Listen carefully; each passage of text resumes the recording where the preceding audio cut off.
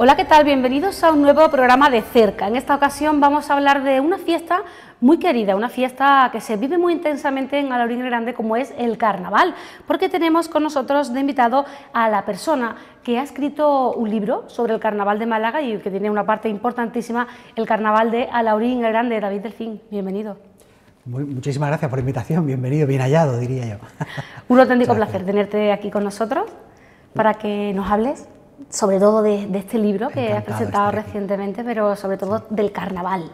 Cuéntanos, sí. ¿Cómo te definirías tú a ti mismo? En esta fecha un poco rara, ¿no? Pero sí. Estamos en preverano, ¿no? Bueno, soy un aficionado, ¿no? Yo siempre me defino como un buen aficionado a la fiesta, que en vez de escribir una comparsa, una murga o escribir letrillas, pues he sido durante muchos años creo que un buen observador de lo que ha pasado en la historia reciente del Carnaval de Málaga, ¿no? Y he tenido siempre mucha afición por recopilar los datos, la información, los hechos, los recortes de prensa, es decir, todo eso que se va aglutinando cada mes de febrero, las grabaciones de las agrupaciones, sus letras, analizarlas, releerlas y luego al final de muchos años toda esa información pues se ha ido consolidando en diversos libros que he escrito sobre el Carnaval de Málaga, ¿no? Este es el tercer libro sobre la fiesta, de los últimos 10 años que publiqué el anterior, y bueno, la verdad es que el objeto del libro parte un poco con la idea del 40 aniversario de la recuperación del Carnaval de Málaga que celebramos de alguna manera en el año 2020, ¿no? El Carnaval en Málaga se recupera a finales de los años 1979, primero son 1980, y a partir de ahí se inicia un hecho cultural y festivo de primer orden, que es el hecho de que hubo una generación de malagueños que, bueno, en esa época de la transición, de recuperación de las libertades, deciden de alguna manera poner su granito de arena para construir esta nueva sociedad que nacía con la democracia, y hubo muchísimos malagueños que enfocaron su forma de aportar su granito de arena a esa nueva sociedad, entre otras cosas con el carnaval, ¿no? Porque de alguna manera apoyar el carnaval suponía una expresión de libertad, una ruptura con la dictadura. Y eso sucedió no solamente en Málaga, Rocío, eso sucedió en toda Andalucía, ¿no? Realmente, salvo en Isla Cristina y Cádiz, donde el carnaval ya había sido recuperado como fiestas típicas durante la dictadura, prácticamente el carnaval se recupera en cientos y cientos de pueblos de toda Andalucía, en las principales capitales de provincia, pero no en todos sitios sobrevive. Prácticamente surge como una efervescencia popular de esos años, pero a partir de 1984, 85, 86, 87 empiezan a decaer. Sin embargo, aquí en Málaga, de alguna manera, el carnaval siguió, digamos, promoviéndose, fue creciéndose y fue haciéndose lo más importante, que era recoger una fiesta muy antigua que tenía unas determinadas características, una base, y se ha hecho un proceso de actualización a la nueva sociedad, porque evidentemente el mundo de hoy no es precisamente el que había antes, en los años 30, cuando el carnaval en Málaga se interrumpe, ¿no? Y eso, ya digo, es un hecho festivo y cultural para la ciudad de primer orden, ¿no? Luego es verdad, que en Málaga, una vez que empieza esa fase de recuperación, años 79, 80, 81, 82, empiezan a recuperarse también los carnavales en la provincia, ¿no? Aquí en Alhaurín se recupera a partir de 1983, hay un grupo de aficionados que bueno, casi de una forma espontánea, pues organizan una fiesta de disfraces públicamente aquí en el pueblo, y ese grupo de personas, de jóvenes de entonces, entre los que está Salvador García, ¿no? Que luego fue durante mucho tiempo director de la comparsa Los Pioneros, ¿no? Y a partir de ahí empieza, digamos, esa semilla de carnaval durante los años 80, hasta que una década después, a partir de los años 90, el carnaval de Alhaurín se sitúa ya como uno de los carnavales más importantes de toda la provincia. No es el primer libro que publicas acerca de esta temática, pero sí es una mirada muy particular porque haces un recorrido por la historia del carnaval a través de las letras. Sí, justamente. Yo creo que es la particularidad que tiene este libro, ¿no? Sí, yo siempre he tenido una gran afición por ver cómo los autores, por medio de sus coplas, iban reseñando cada momento histórico, ¿no? Cada etapa que les ha tocado vivir, ¿no? Y es curioso porque pudiera parecer, digamos, lo más fácil, pero cuando yo, durante todos estos últimos 30 y tantos años, en ese afán por conservar información, recortes, letras, etcétera, tengo un archivo dedicado solo exclusivamente al carnaval, tenía la información, pero no sabía cómo contar la historia del Carnaval de Málaga, ¿no? Lo que más trabajo me costó fue hallar un poco la forma de contarlo, ¿no? El hilo conductor quizá, ¿no? Correcto, ¿no? Hasta que lo tenía delante de los ojos, ni no era capaz de verlo, ¿no? Hasta que me di cuenta de que efectivamente que las coplas habían marcado un poco, habían reseñado no solamente la historia del Carnaval, sino cómo había cambiado la sociedad, Málaga, Andalucía, España, en estos últimos 40 años, donde si lo miramos con un poco de perspectiva, los cambios han sido enormes en todos los planos, en el plano de la proclamación autonómica, en el plano, por ejemplo, de la reclamación social de la mujer, ¿no? Es decir, yo suelo decir habitualmente que una de las revoluciones, medio revoluciones que han salido medianamente bien en la sociedad esta que hemos construido nueva, es el papel de la mujer, ¿no? Donde realmente si comparamos los derechos que tenían las mujeres antes de la recuperación de la democracia a cómo ha evolucionado eso en todos los planos, independientemente de que quede recorrido y cosas por mejorar, es muy, muy sintomático, ¿no? Y claro, es que en Málaga, por citar un aspecto, las mujeres habéis reclamado el espacio en la sociedad y el espacio dentro del Carnaval desde las propias coplas, ¿no? Y habéis proclamado vuestro mundo, vuestra forma de pensar. Lógicamente no era el mismo pensamiento en las mujeres de los años 80 o primeros 90 que cantaban y reclamaban un cierto espacio a cómo lo hacen las más jóvenes hoy en día, ¿no? Y ahí hay evidentemente todo un hilo conductor de donde he podido ir tirando para construir este libro que, bueno, espero haberlo hecho bien, ¿no? ¿Hay algo que hayas descubierto al investigar para este libro que no supieras? ¿De la historia del Carnaval, incluso de la historia? Es curioso porque uno siempre cree que cuando ha observado muy bien las cosas año a año y ha tomado nota y ha tenido la oportunidad de hablarlo en múltiples medios de comunicación, crees que lo conoces todo bien, ¿no? Sin embargo, es verdad que hasta que no te sientas y profundizas y vas mirando los detalles necesarios para construir un puzzle de un libro de casi 500 páginas, realmente no te das cuenta que había cosas que dabas por hecho y no eran realmente así, y había cosas que realmente no habías caído en ella y que te descubren a ti mismo, ¿no? Dentro del Carnaval. Y evidentemente después de un proceso de este tipo sé mucho más de Carnaval de lo que yo creí que sabía antes de afrontar este reto, ¿no? Ha sido un reto complicado porque han sido casi 5 o 6 años de agrupar la información, de ordenar el trabajo, ver qué me faltaba y a partir de ahí tener un poco ese puzzle. Y luego, una vez que hallé cómo contarlo, luego han sido 2 años prácticamente a full time, ¿no? de redacción propiamente dicha, ¿no? Robándole horas a las horas y noches a las noches, ¿no? Para intentar llegar a tiempo de construir este libro, ¿no? En cualquier caso ha sido un libro muy puzzle, ¿no? Porque aborda distintos momentos del Carnaval, ¿no? Sin hacer spoiler, ¿qué es lo más llamativo, qué es lo que más te ha llamado la atención que has descubierto durante esta investigación y esta reunión de información? Pues a mí, en este libro, que ya digo, abordo principalmente la historia del Carnaval de Málaga desde 1979 hasta ahora y cuáles son los cambios socioculturales que se han producido. Esa parte, de alguna manera, me llevó a las otras que complementan el libro, que es citar un conjunto de antecedentes que tienen que ver con la fiesta desde el siglo XVI hasta 1937. Es una parte rápida, breve, es decir, para que de alguna manera se comprenda que la recuperación del Carnaval en Málaga no es algo que sucede por azar, sino que realmente había toda una tradición, todo un consciente colectivo que estaba ahí y que lo único que hubo de hacer es coger esa parte, toda esa reminiscencia que había del Carnaval y actualizarla. Pero quizá la parte más interesante es poder trasladar en el libro el hecho de que, aunque aquí el Carnaval se interrumpe después de la Guerra Civil y hasta 1977, realmente Málaga celebró de otra manera el Carnaval, ¿no? Y eso lo observamos, por ejemplo, en el hecho de que hay una parte de la sociedad malagueña, de las clases medias altas, que recogen del Carnaval de la República y anterior a la República las fiestas de disfraces, los bailes de la prensa que se hacían en el Teatro Cervantes y en el Hotel Miramar. Y a partir de 1948 la sociedad malagueña burguesa siguió celebrando, en vez de un baile de máscaras, le llamaron gran baile de trajes, ¿no? por prohibir la palabra disfraz o máscara.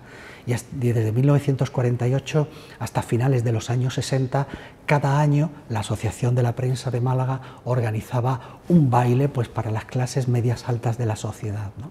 Luego hay otro aspecto que se recoge de las celebraciones desde finales del siglo XIX, durante todo el primer tercio del siglo XX, que, verás, Rocío, hacia finales del siglo XIX, en Málaga se estructura el carnaval de una forma organizada, es decir, con un programa de actos. Hubo una serie de periodistas, de escritores, de abogados, de comerciantes, de empresarios, coordinados por José Carlos Bruna, que era el vicecónsul de Italia en Málaga y director de la escuela, profesor de la Escuela de Comercio, era publicista, y este hombre, en un momento de crisis económica de la ciudad, ve en el carnaval una posibilidad de organizar un evento festivo para generar ingresos y traer turistas a Málaga, y eso se hace en 1887.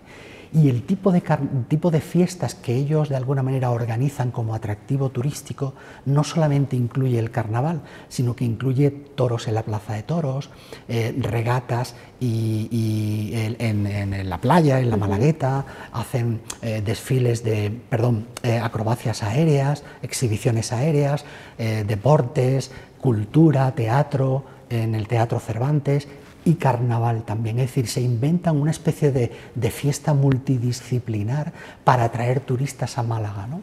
Y eso tendrá una gran repercusión en el tipo de carnaval que se celebrará, sobre todo en los años 20, 30, donde además la copla adquiere un peso muy importante. Es curioso que durante la dictadura, cuando hablamos con nuestros abuelos o nuestros padres, recuerdan que en Málaga se celebraban las fiestas de invierno, donde había carreras de motos, había toros, había fiestas culturales en el Teatro Cervantes, había regatas en la playa. Es decir, que determinados aspectos festivos que se celebraban durante los años 10, 20 y 30 son celebrados durante la dictadura de otra forma, ¿no? Como de una forma, digámoslo así, maquillada.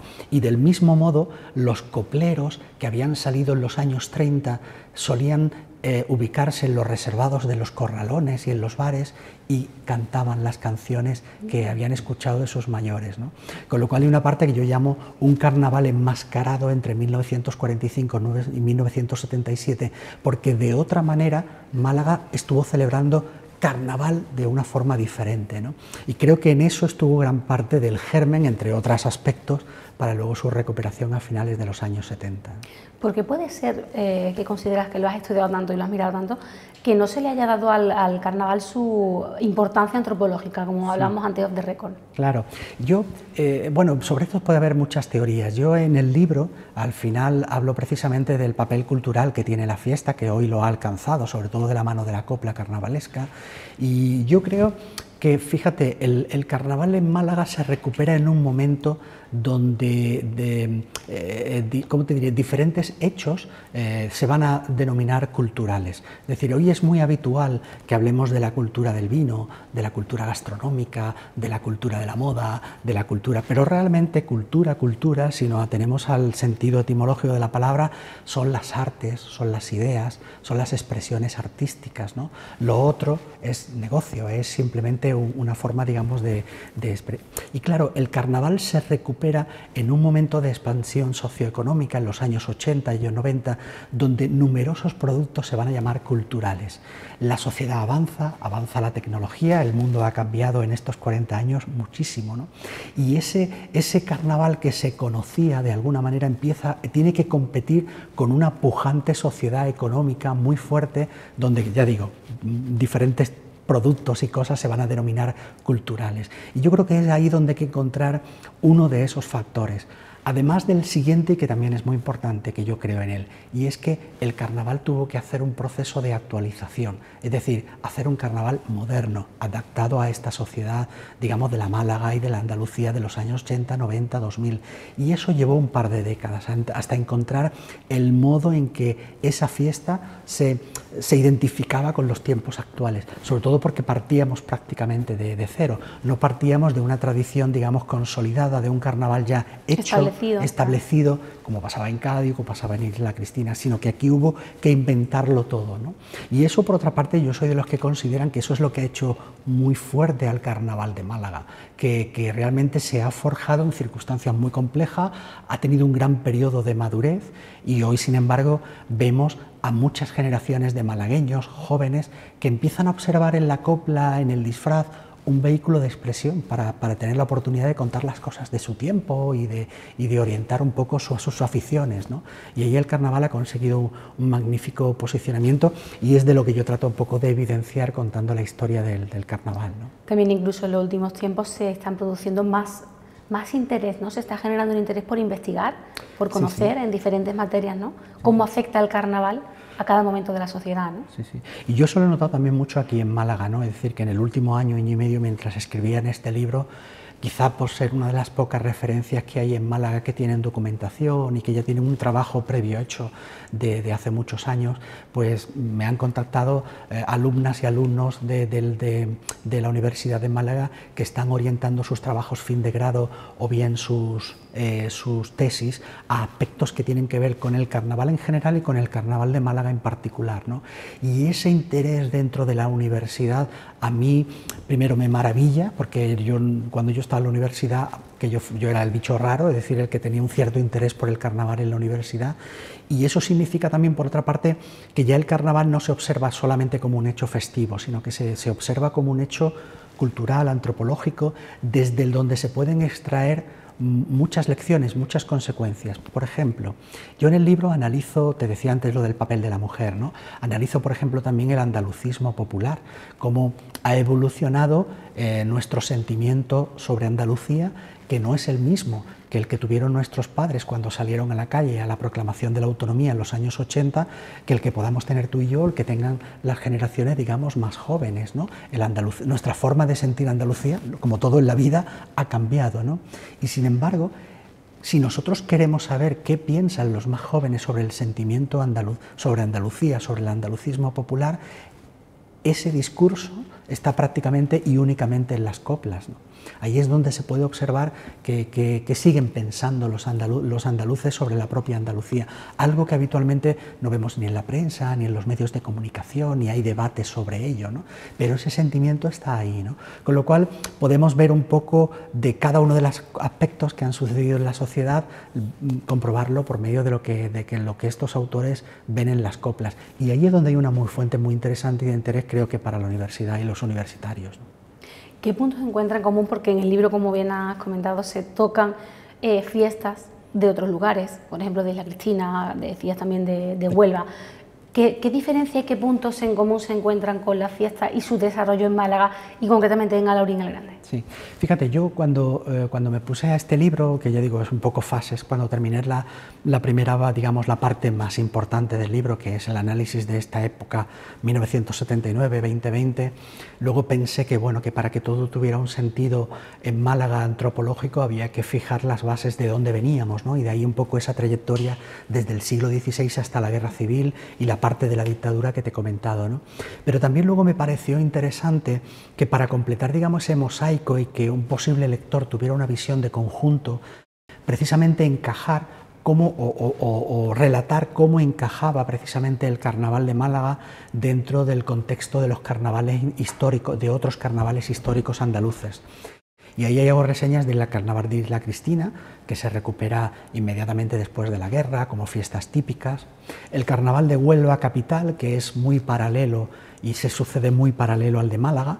Quiero decir, es un carnaval que tenía una tradición muy fuerte anterior a la Guerra Civil, que se suspende durante la guerra, durante la dictadura, y que se recupera con la democracia, que conserva la memoria de personajes populares, como sucedía en Málaga, muy similar. Y luego el fenómeno de Cádiz, donde en Cádiz, bueno, tenía un enorme peso anterior a 1936, que se recupera en 1948 y a partir de ahí se convierte en todo un referente. Claro, ¿qué ha sucedido en toda Andalucía? En Andalucía ha sucedido un fenómeno muy interesante, y es que si bien al principio cada provincia, cada carnaval empezó recordando sus coplas antiguas, sus coplas de la República y tal, a partir de los años 84-85 empieza esa homogeneización hacia un carnaval, digamos, andaluz, ¿de acuerdo? Donde el fenómeno del carnaval cantado y las formas de expresión se homogeneizan y se parte a un estilo, a un canon que hoy por hoy consideramos como el gaditano, porque era el que estaba mucho más desarrollado, y luego cada provincia ha ido desarrollando un poco sus particularidades. Aquí en Málaga, por ejemplo, se ha desarrollado mucho la teatralización, es decir, nos gusta que las agrupaciones, cuando presentan un personaje, bien sea desde la ironía, la diversión, la risa de la murga, o bien sea desde el carácter más reflexivo de la comparsa, a los autores les gusta que el libreto sea una historia, que estemos contando la historia de un personaje,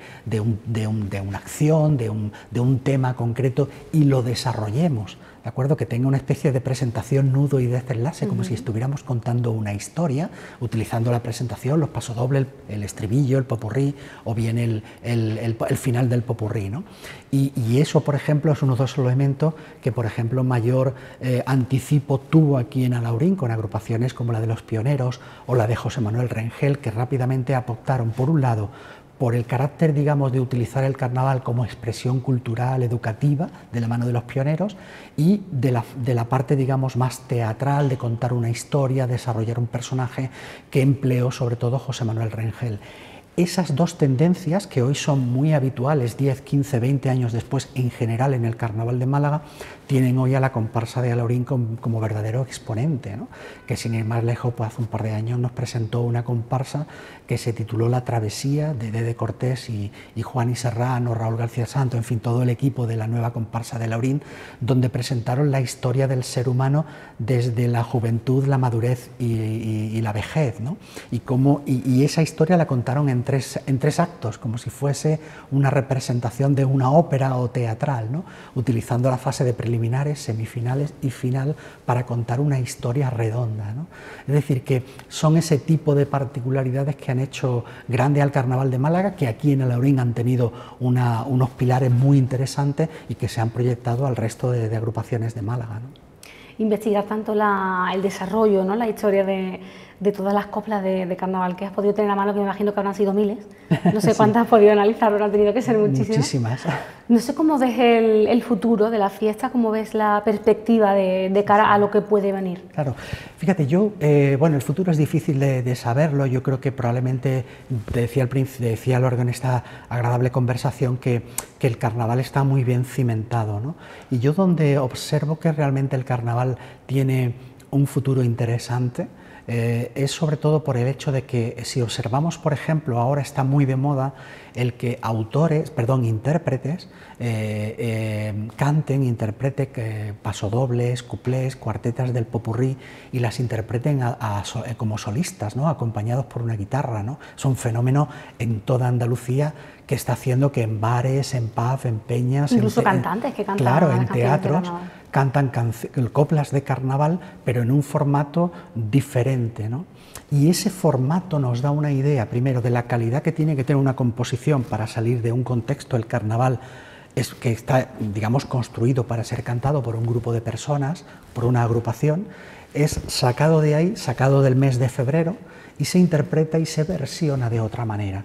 Pero es que esta nueva variante, que es, digamos, por así llamarlo, más artística, está consiguiendo una infinitud de aficionados a la fiesta, que probablemente muchos de ellos se enganchan primero porque ven esas coplas, la escuchan y luego se incorporan al carnaval.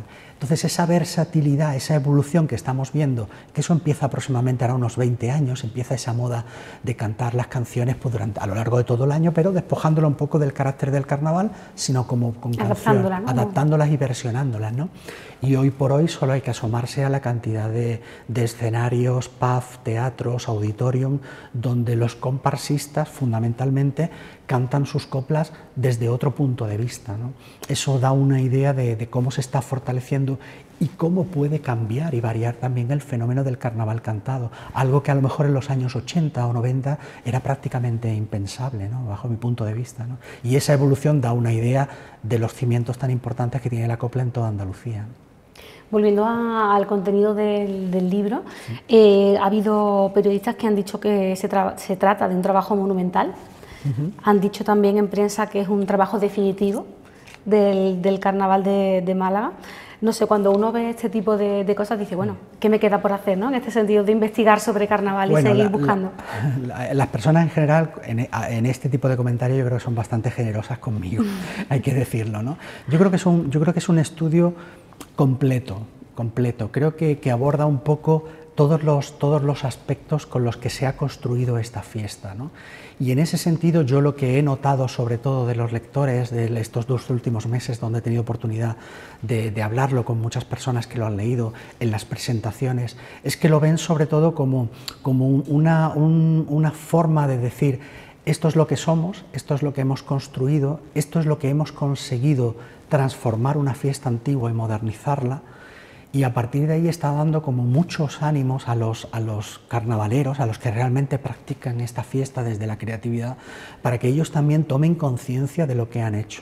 El otro día, hace unos días, en la presentación de Alaurín, yo tomaba la palabra y les decía, ¿no?, a carnavaleros que habían hecho grandes creaciones hacía 20, 25 y 30 años.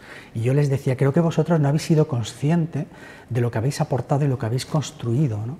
Entonces, cuando tú tienes la oportunidad a personas que en su momento apostaron por algo de una forma intuitiva, inconsciente, con más intuición y corazón que cabeza, y luego muchos años después lo pones en valor y les dice, esto construiste en ese momento, y las consecuencias creativas que ha tenido para otras personas, para nuevos autores que vinieron después, es esta.